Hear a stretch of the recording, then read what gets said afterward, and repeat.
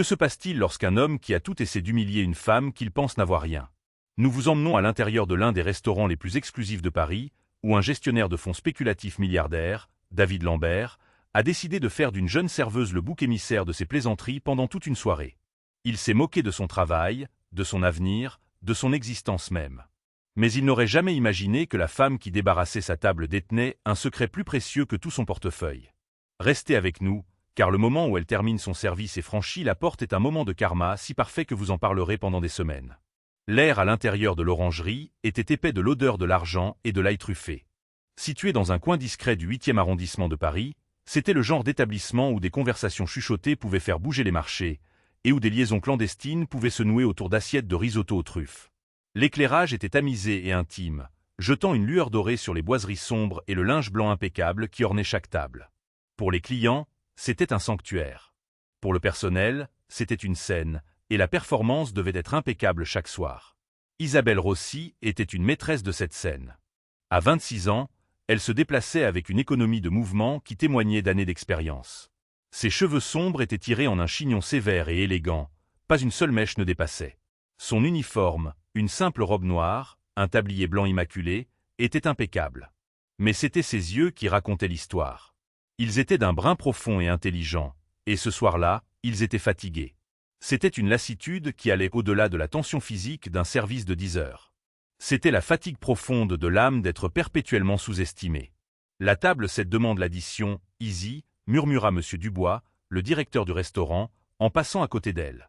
C'était un homme aimable et corpulent, avec une frange de cheveux gris, qui traitait son personnel avec un respect paternel rare dans le métier. Et les Martins viennent de s'asseoir à la table 12, l'heure habituelle, une bouteille de Barolo 2009 pour commencer. « J'y vais, David », répondit Isabelle avec un petit sourire professionnel. Elle prit le porte-addition en cuir pour la table 7, esquiva gracieusement un commis de salle portant un lourd plateau et s'approcha du couple qui fêtait un anniversaire. C'étaient des habitués, des gens sympathiques, qui lui demandaient toujours comment s'était passée sa journée et le pensaient sincèrement. Ils étaient la raison pour laquelle elle pouvait encore trouver des moments de connexion authentique dans un travail qui ressemblait souvent à servir des fantômes en costume coûteux. Le carillon au-dessus de la lourde porte en chêne annonça de nouvelles arrivées. Isabelle jeta un coup d'œil par réflexe. 2 hommes se tenaient au pupitre de l'hôtesse, leurs silhouettes se découpant sur les lumières de la ville. L'un était de taille moyenne avec une posture légèrement contrite, comme s'il essayait constamment de se faire plus petit. L'autre était grand, impeccablement vêtu d'un costume sur mesure Sifonelli qui coûtait probablement plus que les 3 derniers loyers d'Isabelle réunis. Une Patek Philippe Nautilus scintillait à son poignet, ses diamants captant la lumière. Son visage était acéré, beau d'une manière prédatrice, avec des cheveux sombres plaqués en arrière et un air de droit absolu et inébranlable. C'était David Lambert. Isabelle sentit un nœud familier se serrer dans son estomac. Elle avait vu son genre 1 millier de fois. Surtout des nouveaux riches. Des hommes qui confondaient valeur nette et valeur personnelle et croyaient que leur carte American Express Centurion leur donnait la domination sur tous les mortels inférieurs. « Avez-vous une réservation, monsieur ?» demanda la jeune hôtesse, sa voix tremblant légèrement sous son regard intense. David Lambert ne la regarda même pas. Il balaya la salle à manger du regard comme s'il évaluait une propriété. Lambert, table pour 2. Il ne le formula pas comme une question. C'était une déclaration. L'hôtesse pianota nerveusement sur sa tablette. Je ne vois pas de Lambert pour ce soir, monsieur. David laissa échapper un rire court et incrédule. Son associé, Marc Fournier, se sentit mal à l'aise. David, je t'avais dit que j'aurais dû appeler avant, marmonna Marc. Ne sois pas ridicule, Marc, ricana David, tournant enfin ses yeux bleus et froids vers l'hôtesse. Écoutez, ma petite. Je m'appelle David Lambert. Je suis le PDG de Lambert Capital. Quand je veux une table apparaît. Compris? Maintenant, allez en trouver une. Monsieur Dubois, toujours vigilant, commença à s'approcher. Mais Isabelle, dont la section comprenait la seule table de 2 disponibles, savait que c'était son problème à résoudre. Elle croisa le regard de son directeur et fit un signe de tête subtil. « Je m'en occupe. » Elle s'approcha du trio avec une expression placide. « Messieurs, mes excuses pour la confusion. Nous avons eu une annulation de dernière minute. Votre table est par ici. » Les yeux de David la balayèrent. Une lueur d'évaluation suivie d'un rejet immédiat. Il vit l'uniforme, le tablier, et rien d'autre. Il grogna une affirmation et la suivit, Marc marchant derrière lui comme un poisson pilote. Elle les conduisit à une table de choix près de la fenêtre, donnant sur la rue calme et bordée d'arbres. « Puis-je vous proposer de l'eau pour commencer, plate ou pétillante ?»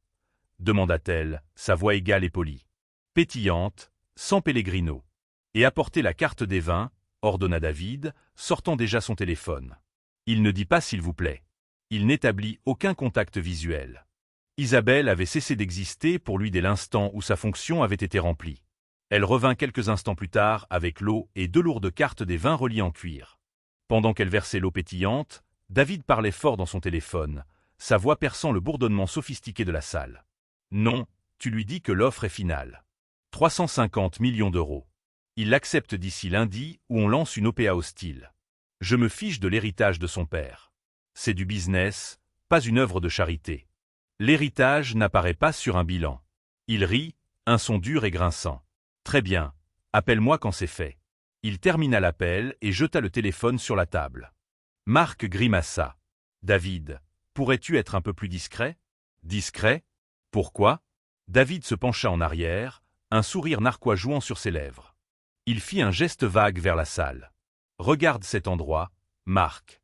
C'est un musée de l'ambition. Tout le monde ici est soit riche, soit veut l'être. Laisse-les entendre. Ça leur donne quelque chose à quoi aspirer. » Son regard tomba sur Isabelle alors qu'elle se tenait patiemment près de la table. « En parlant de ça, dit-il, sa voix dégoulinant de condescendance. Il prit la carte des vins, mais ses yeux étaient fixés sur elle. « Voyons voir.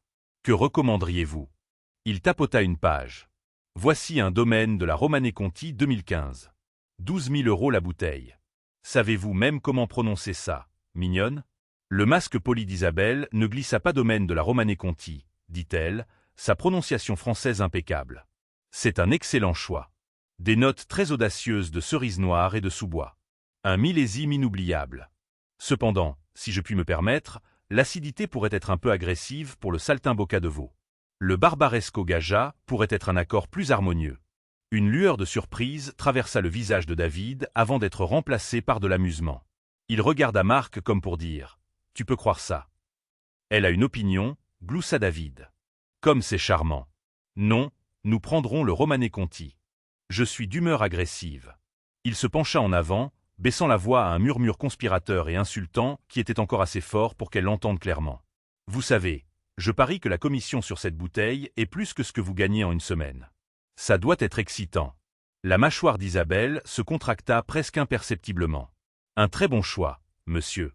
Je vais demander au sommelier de le décanter pour vous immédiatement. » Elle se tourna et s'éloigna, le dos droit, sa posture une réprimande silencieuse.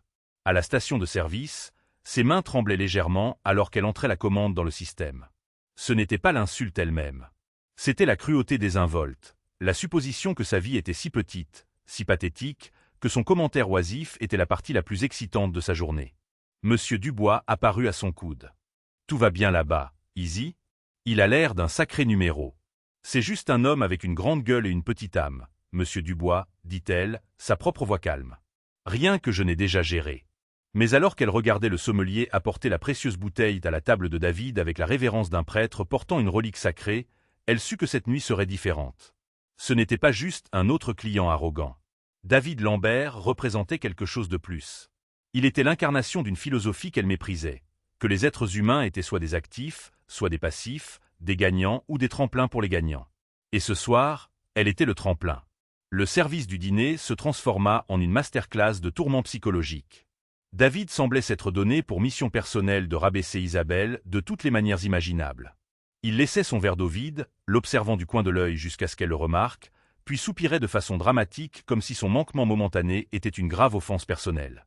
Lorsqu'elle présenta le vin pour qu'il le goûte, il fit une grande démonstration en le reniflant, le faisant tourner et le dégustant avant de la regarder et de dire « Ça fera l'affaire. Vous ne pouvez de toute façon pas apprécier la différence. » Marc, à son crédit, avait l'air de plus en plus mortifié. « David, pour l'amour de Dieu, laisse cette pauvre femme tranquille. Nous sommes ici pour discuter de l'affaire Atherton. »« Nous en discutons, » rétorqua David, prenant une grande gorgée du vin scandaleusement cher. Il fit un geste vers Isabelle, qui débarrassait les assiettes d'une table voisine. « C'est une illustration parfaite de mon propos. Regarde-la. Elle travaille dur. Elle est efficace. C'est probablement une bonne personne, d'une manière ennuyeuse et sans importance. Mais quel est son plafond? Directrice de cet endroit si elle a de la chance? Gagnant quoi? 80 000 € par an? 100 000? J'ai gagné autant dans le temps qu'il a fallu pour que nos entrées arrivent. Il se pencha, sa voix un faible grondement d'arrogance. Le monde est divisé en deux types de personnes. Marc. Les gens comme moi qui bâtissent des empires, qui déplacent des capitaux, qui changent la silhouette des villes, et les gens comme elle qui nous servent. C'est l'ordre naturel des choses.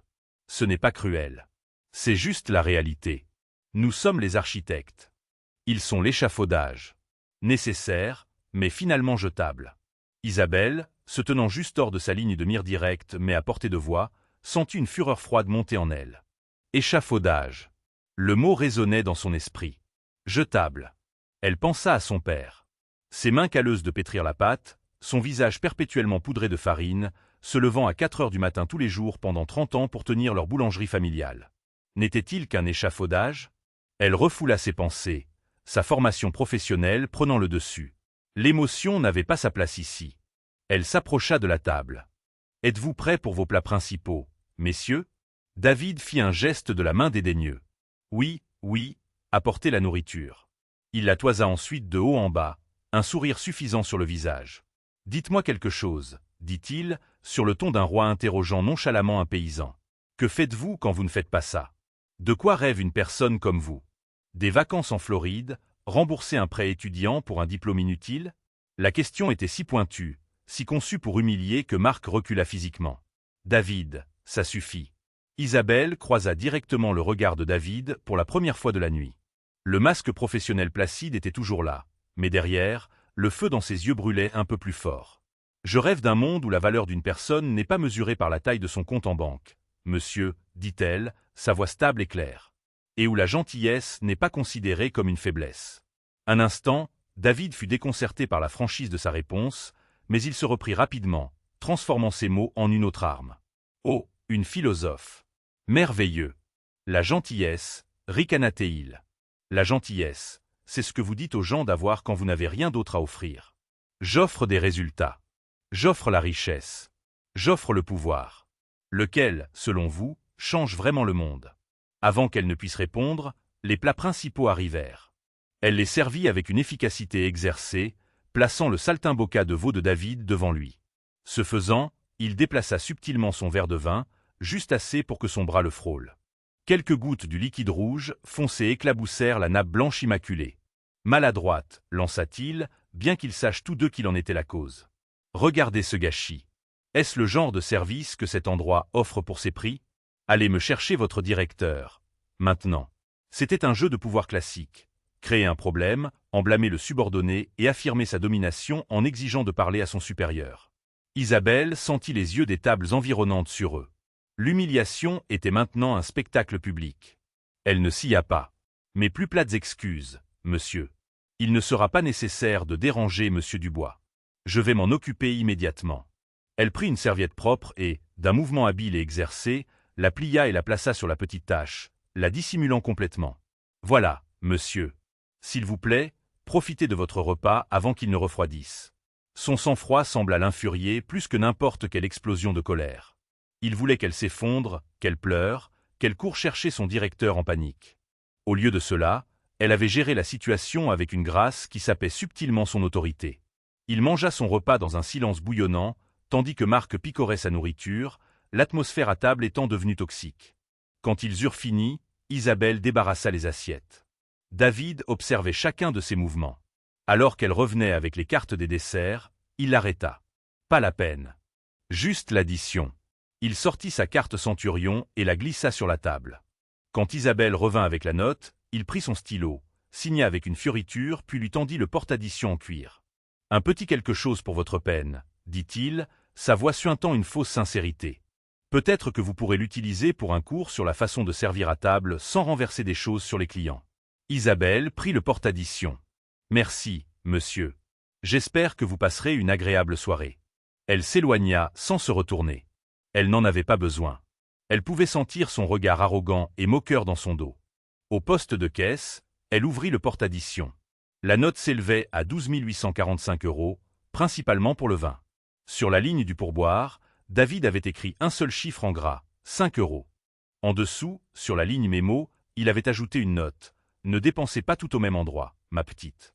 C'était la dernière salve pathétique, l'acte ultime de manque de respect.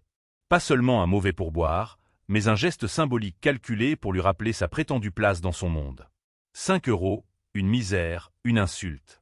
Ses collègues, qui avaient été témoins de bribes de l'épreuve, se rassemblèrent autour. Quel con, marmonna le commis de salle. Je lui renverserai accidentellement tout un plateau d'eau en sortant. Isabelle glissa simplement le reçu de carte de crédit dans la caisse. Ça n'a pas d'importance, dit-elle, sa voix trahissant une pointe de l'épuisement qu'elle ressentait maintenant. Il est parti. La soirée est presque terminée. 1 heure plus tard, le restaurant se vidait. Isabelle terminait ses tâches de fin de service, polissant les couverts et remplissant les salières, les mouvements répétitifs apaisant ses nerfs à vif. Elle dénoua son tablier, l'acte symbolique de se défaire de son rôle pour la nuit. « Vous avez remarquablement bien géré cette table ce soir, Izzy, » dit M. Dubois, faisant sa dernière ronde. La plupart des gens auraient démissionné sur le champ. J'ai déjà annulé ce pourboire, d'ailleurs. La maison le couvrira. Nous ne laissons pas notre personnel être traité comme ça. Merci, Monsieur Dubois. Mais vous n'êtes pas obligé. Ce n'est pas grave. Non, ça l'est, dit-il fermement. Les gens comme lui doivent apprendre que leur argent ne fait pas d'eux des dieux. Vous avez plus de classe dans votre petit doigt qu'il n'en a dans toute sa banque. Il lui tapota l'épaule. Allez, rentrez chez vous. Vous avez l'air épuisé. Elle lui fit un sourire reconnaissant, attrapa son sac en cuir usé dans son casier et poussa les lourdes portes de la cuisine, sortant dans l'air frais de la nuit de la ruelle de service. La ville était encore vivante, une symphonie de sirènes lointaines et de trafic grondant. Elle prit une profonde inspiration, laissant l'anonymat de la nuit parisienne l'envahir. L'humiliation, la colère, la lassitude, elle laissa tout s'en aller. La performance était terminée. Elle contourna le coin pour arriver devant le restaurant. Debout près du trottoir, attendant que le voiturier amène sa voiture, se trouvait David Lambert. Marc était avec lui, l'air impatient. David était de nouveau au téléphone, riant. « Alors, je lui ai laissé un pourboire de 5 €, disait-il assez fort pour que quiconque à proximité puisse l'entendre. 5 balles. Tu aurais dû voir sa tête. Impayable. Ça a probablement gâché tout son mois. » Isabelle s'arrêta dans l'ombre, l'observant simplement. Elle vit le voiturier trotter dans la rue et revenir, non pas avec la Mercedes classe S argentée de David, mais avec quelque chose de tout à fait différent. La voiture glissa jusqu'au trottoir avec un grognement bas et guttural qui ressemblait à une panthère s'éclaircissant la gorge. C'était une machine aux angles impossibles et à l'agressivité à couper le souffle. Une Lamborghini Aventador SVJ, une hypercar si rare et si chère qu'elle faisait passer la Patek Philippe de David pour un jouet de boîte de céréales. Sa peinture était d'un giallo-orion brillant et éclatant, un jaune vibrant, presque violent. Elle n'occupait pas seulement l'espace, elle le dominait. David cessa de parler, la mâchoire pendante. Lui et Marc regardaient fixement le voiturier, qui avait l'air presque nerveux de toucher un tel véhicule, maintenir la portière en élytre ouverte. « Votre voiture, madame, » dit le voiturier, sa voix remplie de révérence. Et de l'ombre, Isabelle Rossi s'avança. Elle n'avait plus l'air fatiguée. La serveuse lasse avait disparu, remplacée par une femme d'une immense prestance et d'un grand pouvoir. Elle passa devant le milliardaire stupéfait, non pas avec arrogance, mais avec une confiance tranquille et inébranlable. Elle tendit au voiturier un billet de 50 €. « Merci, Thomas. Conduisez prudemment ce soir. »« Toujours, mademoiselle Rossi, » dit-il avec un sourire sincère et chaleureux. Isabelle se glissa gracieusement sur le siège du conducteur. L'intérieur en cuir sur mesure, un miroir du jaune et du noir de l'extérieur, l'enveloppa. Avant de fermer la porte, elle tourna la tête et regarda directement David Lambert. Son expression n'était ni colérique ni suffisante.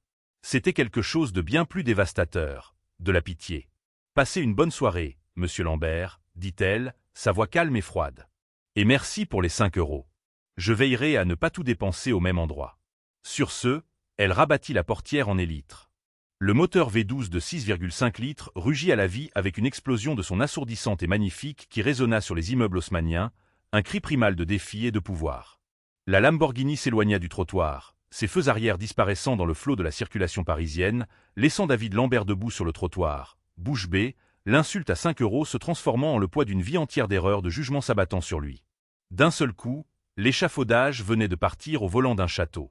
Pendant une minute entière, David Lambert resta figé sur le trottoir. L'écho tonitruant du moteur de l'Aventador s'estompa, remplacé par les sons banals de la ville.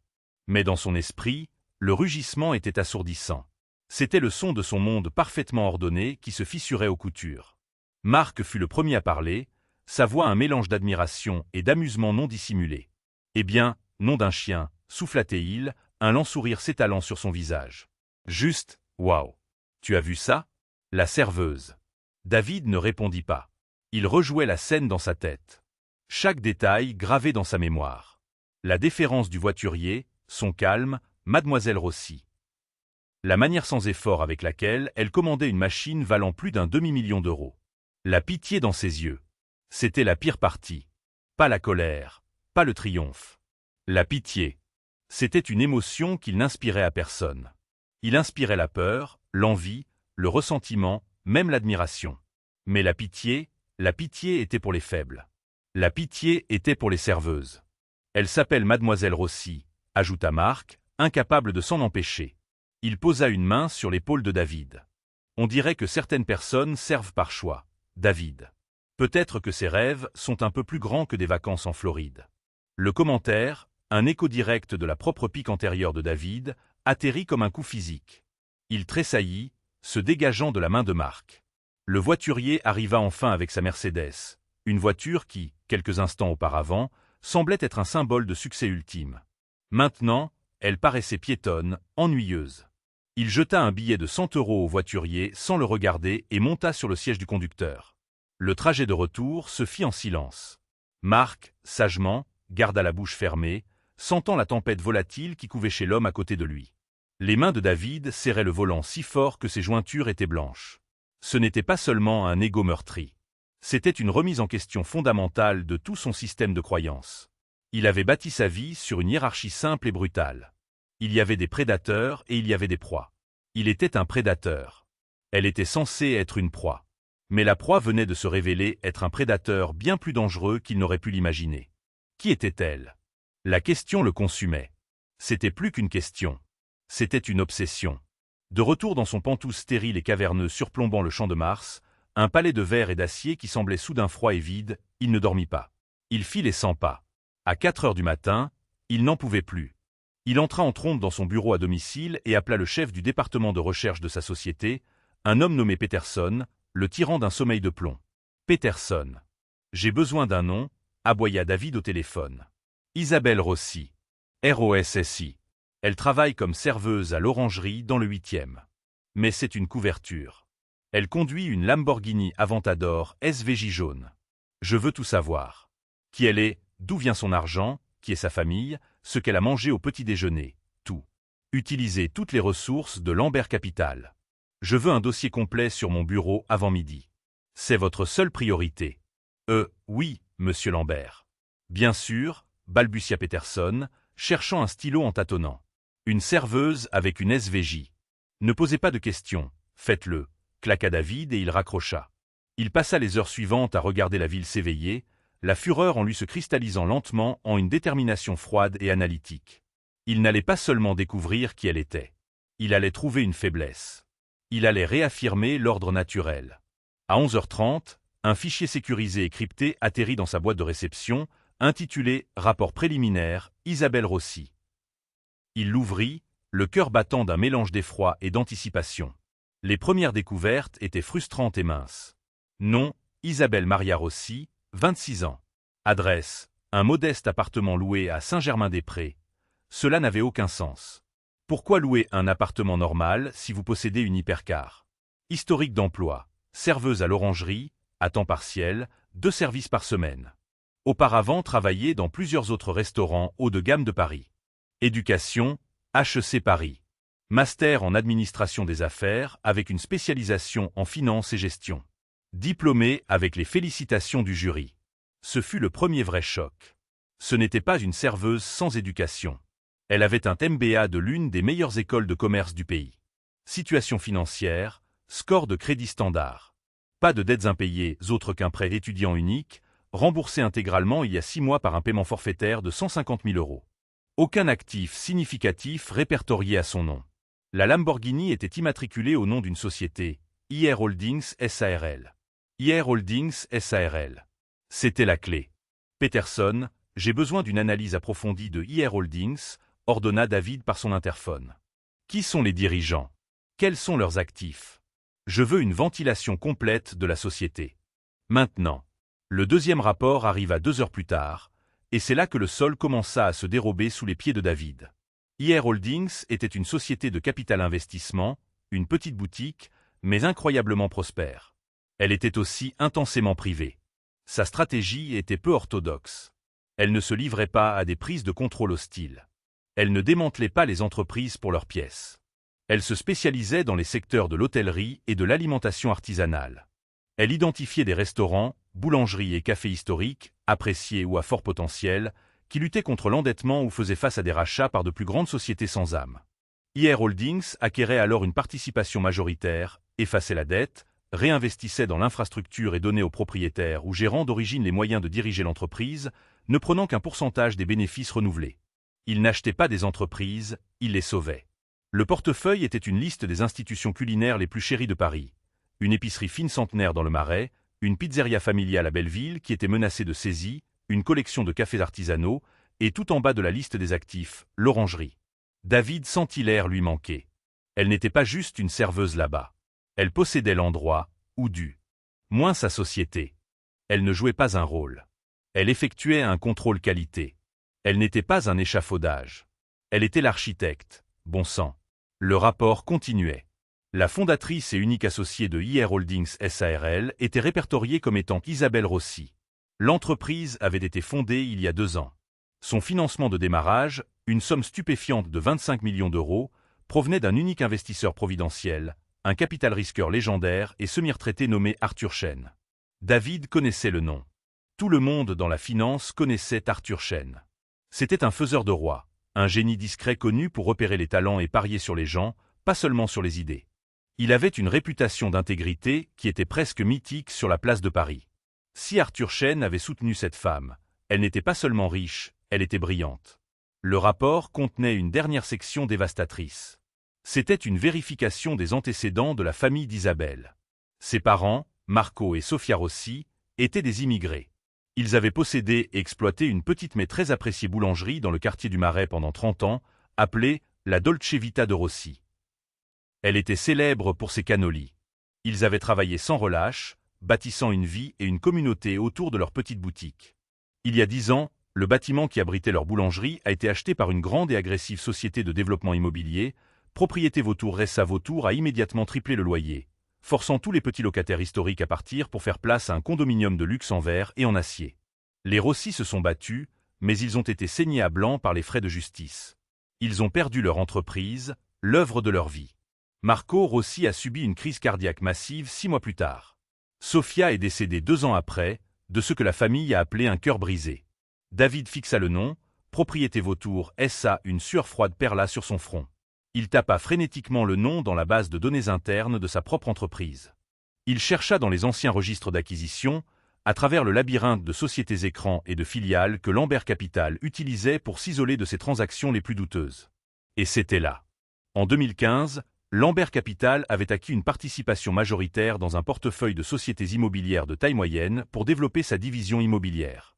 L'une de ces sociétés, une petite entreprise agressive avec une réputation d'expulsion impitoyable de locataires, était Propriété Vautour SA, c'était une filiale. Il la possédait. Son entreprise, son capital, son ambition, sa philosophie de destruction créatrice avaient été l'instrument de la ruine de sa famille. Le téléphone sur son bureau sonna. C'était Marc. « Tu as découvert qui elle est ?» demanda Marc, une note d'excitation dans la voix. David ne pouvait pas parler. Il fixait l'écran, l'histoire de la famille Rossi, le nom de sa propre entreprise. Le milliardaire effronté et arrogant, qui s'était moqué d'une serveuse pour sa position dans la vie, venait de découvrir qu'il était le méchant de son histoire. Il n'avait pas seulement insulté une étrangère. Il s'était assis, sans le savoir, en face de la conséquence vivante de sa propre cupidité rapace, un fantôme de son passé qu'il ne savait même pas avoir créé. Et il avait passé une soirée entière à essayer de briser son esprit. La Lamborghini n'était pas un symbole de sa richesse. C'était une arme. C'était une déclaration de guerre. Et il venait de découvrir qu'il se battait du mauvais côté depuis une décennie. La révélation ne frappa pas David Lambert comme un éclair. Ce fut plus insidieux, comme un poison à action lente s'infiltrant dans ses veines. Le fichier crypté sur son écran n'était plus seulement des données. C'était un témoignage, une oraison funèbre pour une vie qu'il avait éteinte avec l'indifférence désinvolte d'un dieu écrasant une mouche. Propriété vautour, est-ce ça le nom lui-même, était une plaisanterie de mauvais goût, un sobriquet caricaturalement maléfique pour une filiale dont il n'avait même pas pris la peine de se souvenir qu'il la possédait. C'était un actif mineur dans le portefeuille colossal de Lambert Capital, une erreur d'arrondi sur le bilan. Mais cette erreur d'arrondi avait tout coûté à la famille Rossi. Il s'éloigna de son bureau en titubant, une vague de nausée le submergeant. La vue panoramique de son Penthouse, un spectacle qui le remplissait habituellement d'un sentiment de domination et de pouvoir, semblait maintenant se moquer de lui. Chaque gratte-ciel étincelant, chaque piqûre de lumière représentait un monde d'histoire, de familles comme les Rossi, de vie qu'il n'avait jamais considérée, jamais pris la peine de considérer. Son empire, bâti sur l'acquisition agressive d'actifs, lui parut soudain un monument à sa propre ignorance profonde. Il n'était pas un titan de l'industrie. Il était un vandale qui avait confondu destruction et création. Pendant 2 jours, il fut prisonnier de sa propre cage dorée. Il ne répondit à aucun appel, pas même à ceux de Marc, qui laissa une série de messages vocaux de plus en plus inquiets. Il ne mangea pas, il but. D'abord, ce fut le scotch cher qu'il savourait habituellement, mais le goût devint de la cendre dans sa bouche. Il passa à la vodka, cherchant l'oubli, mais le sommeil ne venait pas. Chaque fois qu'il fermait les yeux, il voyait les visages souriants de Marco et Sofia Rossi sur les photos en basse résolution du dossier. Il les voyait couverts de farine, les bras l'un autour de l'autre devant une humble devanture. La Dolce Vita de Rossi, la vie douce, il l'avait rendue amère. Sa philosophie, la binarité brutale des gagnants et des perdants qui avait guidé chacune de ses actions, ne lui offrait désormais aucun réconfort. Il avait dit à Marc que certaines personnes étaient des architectes et d'autres des échafaudages. Il s'était toujours vu comme l'architecte, mais si l'architecte concevait un bâtiment fondamentalement pourri, et si les fondations étaient construites sur les décombres des vies de braves gens, la honte était une présence physique, une lourde cape qu'il ne pouvait secouer. Elle était dans le cuir froid de ses fauteuils, l'éclat stérile de ses sols en marbre, le silence suffocant de sa maison vide. Il avait passé sa vie à accumuler des choses, richesses, pouvoir, entreprise, et maintenant, face à cette seule vérité humaine simple, elles étaient toutes sans valeur. Le 3e matin, regardant une aube grise se lever sur Paris, il sut qu'il ne pouvait plus vivre avec le silence. Des excuses lui semblaient être comme essayer de panser une blessure par balle avec un sparadrap, mais c'était la seule chose à laquelle il pouvait penser. L'idée de lui faire face, de se soumettre volontairement à son jugement, le terrifiait plus que n'importe quel krach boursier ou OPA hostile. Cela exigeait une monnaie qu'il utilisait rarement, la vulnérabilité. D'une main tremblante, il trouva le numéro que ses chercheurs avaient déniché, non pas la ligne principale de IR Holdings, mais une ligne privée pour son assistante de direction, Amélie Vance. Ravalant sa fierté, il composa le numéro. Amélie Vance, j'écoute. Comment puis-je vous aider? La voix était exactement comme il l'avait imaginé, vive, efficace et totalement professionnelle. Mon nom est David Lambert, dit-il. Le son de son propre nom lui parut étranger, appartenant à un homme qu'il ne reconnaissait plus. Je dois organiser une rencontre avec mademoiselle Rossi. C'est une affaire de la plus haute importance personnelle. Il pouvait presque sentir la température sur la ligne chuter de 20 degrés. Il y eut un temps de silence stupéfait. Puis, monsieur Lambert, je vois. L'agenda de mademoiselle Rossi est très chargé. Puis-je lui indiquer l'objet de cette réunion? La politesse était un mince vernis sur une couche de glace protectrice. Cette femme était une gardienne, et il était l'ennemi aux portes. La gorge de David était sèche. C'était le moment de vérité. Dites-lui, dit-il, sa voix à peine un murmure, que c'est au sujet de propriété vautour et d'une boulangerie dans le Marais appelée la Dolce Vita de Rossi. Le silence qui suivit fut plus long cette fois, chargé d'une gravité qui faisait battre son cœur contre ses côtes. Il venait d'avouer son identité en tant que destructeur de sa famille. Il avait posé son arme sur la table. « Je comprends », dit finalement Amélie Vance, sa voix dépouillée de toute chaleur. « Je transmettrai le message. » La ligne se coupa. Il ne s'attendait pas à une réponse. Il méritait d'être ignoré, d'être laissé à pourrir dans le pantouse stérile qu'il avait construit. Il arpenta le sol, un animal en cage, attendant un jugement qu'il savait mériter. 20 minutes plus tard, son téléphone vibra. Ce n'était pas un appel, mais un email laconique et bref. « Monsieur Lambert, mademoiselle Rossi vous recevra ce soir, 23h30, après la fermeture de l'orangerie. Venez par l'entrée de service. Ne soyez pas en retard. » Les instructions étaient une affirmation délibérée de pouvoir. Elle le convoquait sur les lieux de son crime, sur la scène même de son orgueil, mais cette fois, il ne serait pas le roi tenant sa cour. Il serait le suppliant à l'entrée de service. Ce soir-là, alors qu'il se préparait à partir, il regarda son reflet. Le costume cher, la Patek Philippe incrustée de diamants, tout cela lui semblait être un déguisement, l'armure de l'ancien David Lambert. Il enleva la montre, son poids semblant obscène à son poignet, et la plaça dans un tiroir. Il troqua le costume pour un simple pull en cachemire sombre et un pantalon gris. Il n'y allait pas en tant que PDG. Il y allait en tant qu'homme dépouillé de ses titres et de sa richesse pour faire face aux fantômes qu'il avait créés. Il conduisit lui-même, prenant une berline noire anonyme du garage de son immeuble, le confort familier de sa classe S avec chauffeur lui semblant immérité. La ruelle de service derrière l'orangerie était encore plus sinistre de près. C'était un canyon étroit de briques et de bennes à ordures, sentant la graisse rance et le désinfectant. Il trouva la lourde porte en acier sans inscription et frappa, le son résonnant platement dans l'espace confiné. Un instant plus tard, la porte s'ouvrit vers l'intérieur. Isabelle Rossi se tenait là, sa silhouette se découpant dans la lumière crue de la cuisine. Elle n'était ni la serveuse lasse, ni la PDG intouchable dans la Lamborghini. Elle était quelqu'un de tout à fait différent, vêtue d'un simple pantalon noir parfaitement coupé et d'une élégante blouse en soie crème. Ses cheveux tombaient en vagues douces sur ses épaules, elle dégageait une quiétude tranquille et puissante. Ses yeux, profonds et intelligents, rencontrèrent les siens, et dans leur profondeur il ne vit ni colère, ni pitié, juste une clarté profonde et troublante. C'était le regard d'un juge qui avait déjà entendu toutes les preuves et attendait le plaidoyer. « Monsieur Lambert, dit-elle, sa voix calme et égale, dénuée de toute émotion perceptible. Vous êtes ponctuel. Veuillez entrer. » Elle le conduisit au-delà du poste de plonge endormi et des rangées silencieuses de fourneaux jusqu'au cœur de la cuisine. La symphonie chaotique d'un service du soir avait été remplacée par un silence quasi monastique, rompu seulement par le bourdonnement d'un réfrigérateur et le goutte-à-goutte lent d'un robinet. Les comptoirs en acier inoxydable étincelant reflétaient les lumières fluorescentes froides du plafond, créant une atmosphère stérile, presque chirurgicale. C'était un lieu de travail dépouillé de tout artifice, un lieu de vérité.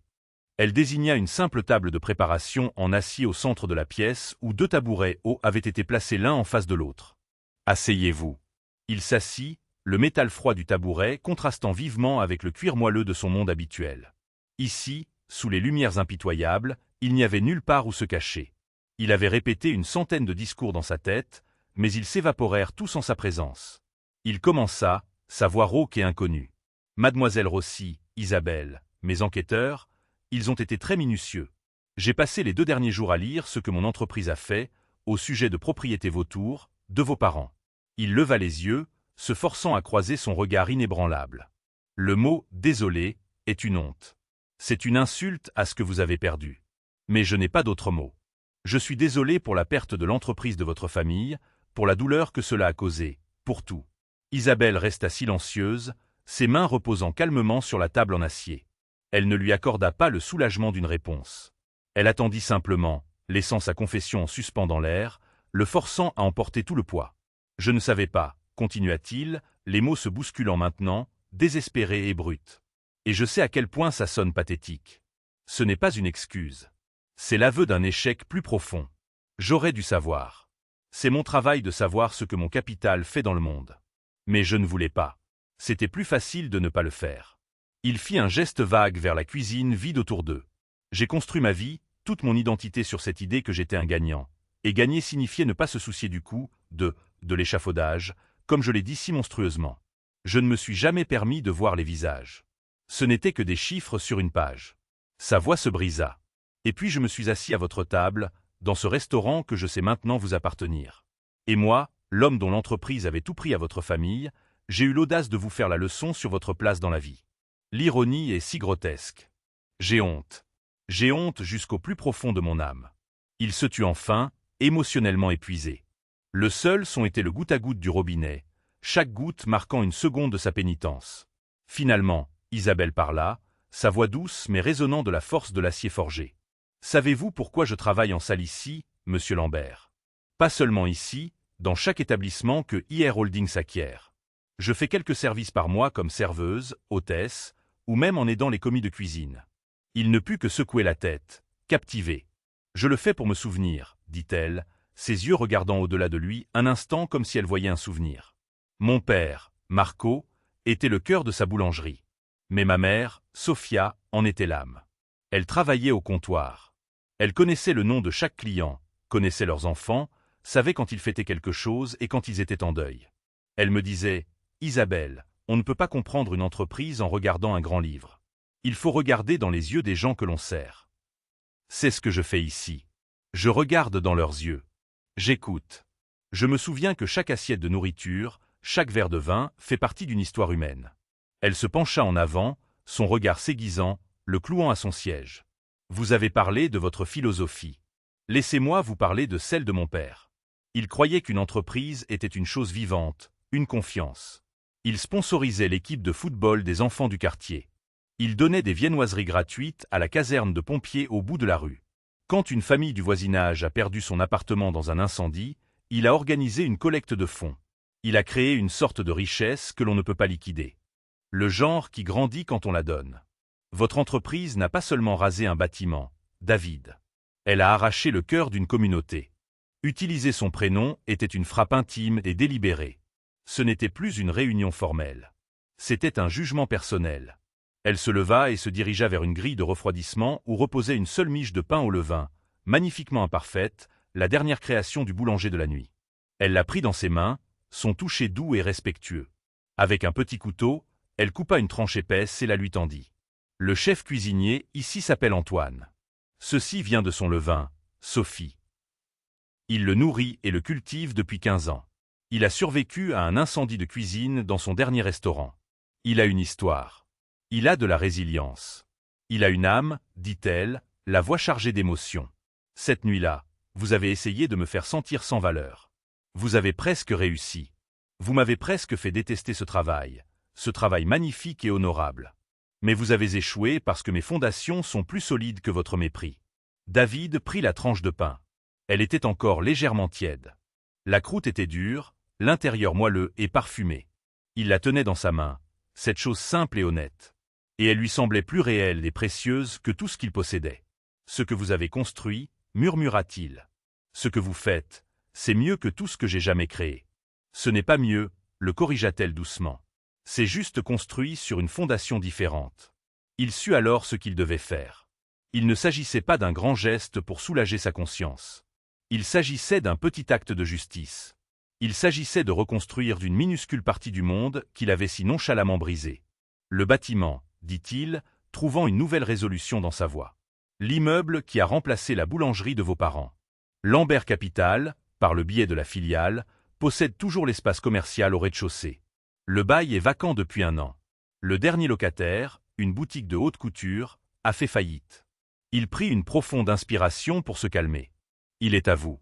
Je donnerai instruction à mes avocats de rédiger le transfert de titres demain. Pas à vous, à IR Holdings.